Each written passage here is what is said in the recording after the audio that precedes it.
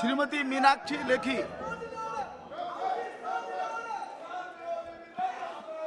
धन्यवाद सभापति महोदय जी। सभापति महोदय जी, मैं जब इस विषय के ऊपर रिसर्च कर रही थी तो मैं अपना ही भाषण 2017 का पढ़ रही थी और उसमें मैंने पाया कि 2017 को जब इस मामले पर बहस हुई, इसी प्रकार का जो माहौल है संसद में पहले भी बना के रखा गया था। अब विपक्ष की हालत ये हो गई है कि कश्मीर से कन्याकुमारी तक के रास्ते में जितने चुनाव हैं उसमें लगातार भारतीय जनता पार्टी अच्छा कर रही है और ये लोग लगातार पिछड़ रहे हैं अपनी इन हरकतों की वजह से ही। आज जिस महत्वपूर्ण विषय पर मैं बात अपनी रख रही हूँ उसके दो पक्ष हैं।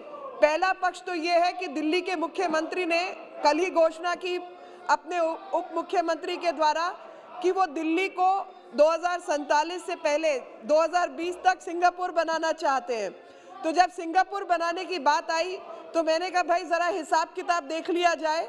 तो पता चला कि 2017-11 जब चुनाव की बारी आती है इसी तरीके की ये बात कर रहे होते हैं और कारण यही है कि जो इनके हिस्से का काम है जिसमें सर्वे करना था, मुआयना करवाना था, वो इन्होंने आज तक किया नहीं और जिसके रहते बार बार इस कानून की नियमितता को हमें बढ़ाना पड़ रहा है। 2006 से पहले इसको दिल्ली लॉज के नाम से जाना जाता था, 6 के बाद 8, 9, 11 इसको NCT of Delhi amendment law के नाम से जाना जा रहा है और 14 में जब हमारी सरकार आई तो उसमें अनियमितता को दूर करने के लिए 2002 के बाद भी जो कंस्ट्रक्शन हुई, जो कुछ दिल्ली में बना, उसको नियमित करने के लिए यह नियम लाया गया।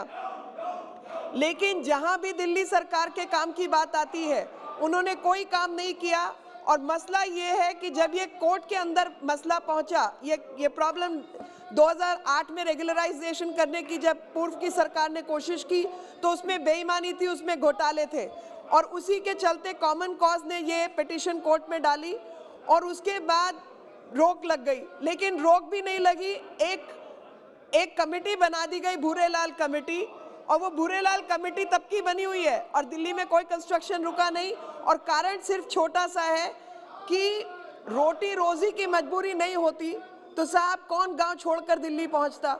असलियत में रोटी रोजी की मजबूरी रही और लोगों को गांव छोड़ने पर मजबूर होकर दिल्ली, मुंबई आदि शहरों में जाना पड़ा और यहाँ की हालत ये थी कि शहर को बढ़ाने के लिए वो सब सस्ती लेबर और तमाम तरीके के लोगों की ज़रूरत थी, लेकिन उनके लिए सुविधाएं देने का काम जो करना चाहिए था या प्लान तरीके से शहरीकरण होना चाहिए था वो पूर्व की सरकारों ने नहीं किया।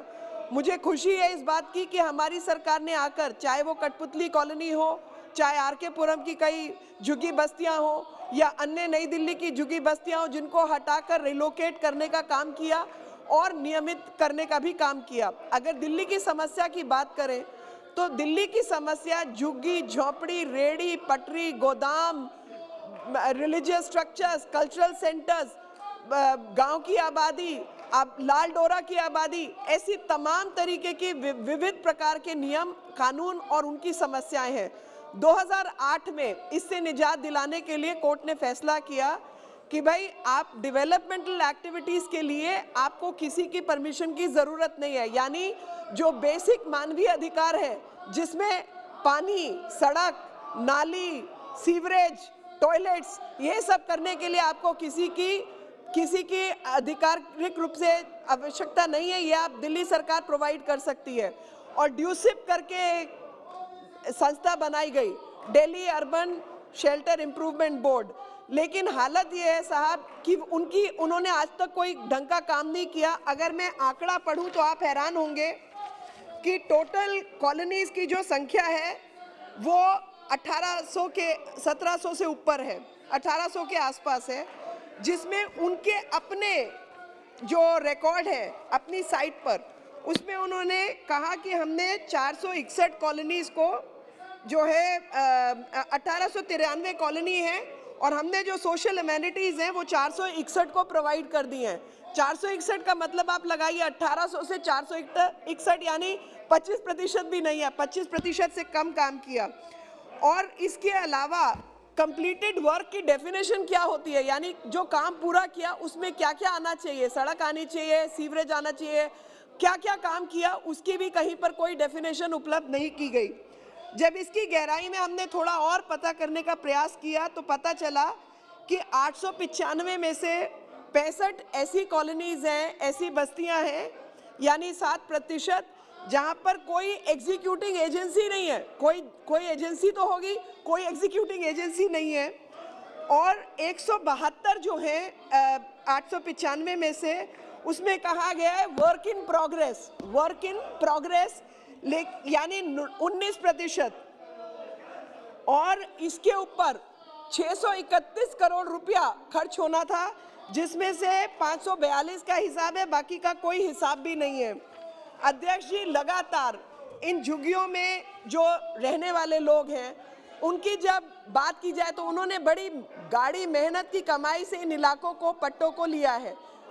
वो अनियमित है, लेकिन पैसा जो इनका खर्च हुआ है वो असली पैसा खर्च हुआ है।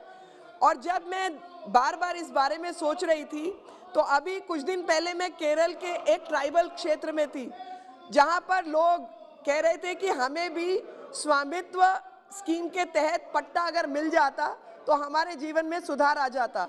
तो मैं माननीय प्रधानमंत्री जी की स्वामित्व की जो नीति है उस विषय में सोच रही थी। ठीक उसी प्रकार से दिल्ली के अंदर भी जो ये अनऑथराइज्ड कॉलोनीज जिसको कहा जाता है, वो अनऑथराइज्ड कॉलोनी भले ही है, लेकिन उसमें रहने वाले लोगों का ऑथराइज्ड पैसा उसमें खर्च हुआ है।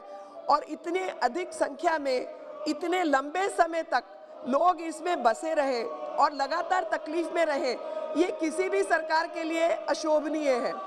तो जिस प्रकार से स्वामित्व के तहत पट्टा देने का काम हमारी सरकार ने प्रधानमंत्री नरेंद्र मोदी जी के नेतृत्व में किया, ठीक उसी प्रकार से दिल्ली में झुग्गी बस्तियों में रहने वाले लोगों को भी अपने जमीन पर मालिकाना अधिकार प्राप्त हो, उसके लिए ये नियम बनाया गया।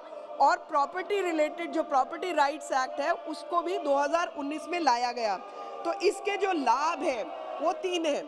पहला है कि जो भी लोग इन क्षेत्रों में रहते हैं उनको उस जमीन का अधिकार मिलेगा। दूसरा है, प्रॉपर्टी उनके नाम पे होने की वजह से बैंक आदि के अंदर नियम अनुसार उस पे लोन लेना या एक आधिकारिक रूप से उस पे काम करना वो मुनासिब होगा। तीसरी चीज कि जो सर्विसेज हैं, सड़क, बिजली, पानी, नालियां, ये सब आने की वजह से उनका जो ईज ऑफ लिविंग है वो बेहतर होगा। और यही कारण है कि लगातार हमारी सरकार को इस पर काम करना चाह रही है और लगातार इसमें रजिस्ट्रेशन का काम भी शुरू हो चुका है।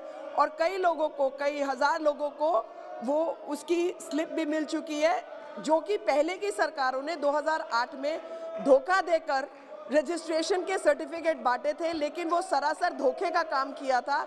लेकिन धोखे के काम से हटाकर असलियत में लोगों को उनका अधिकार मिले, इसके लिए काम किया जा रहा है।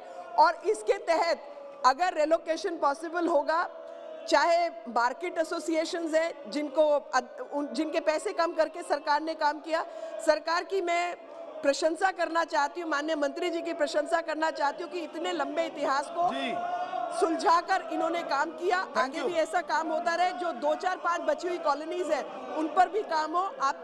आपने मुझे मेरी बात कहने का मौका। श्री रमेश मिथुड़ी जी।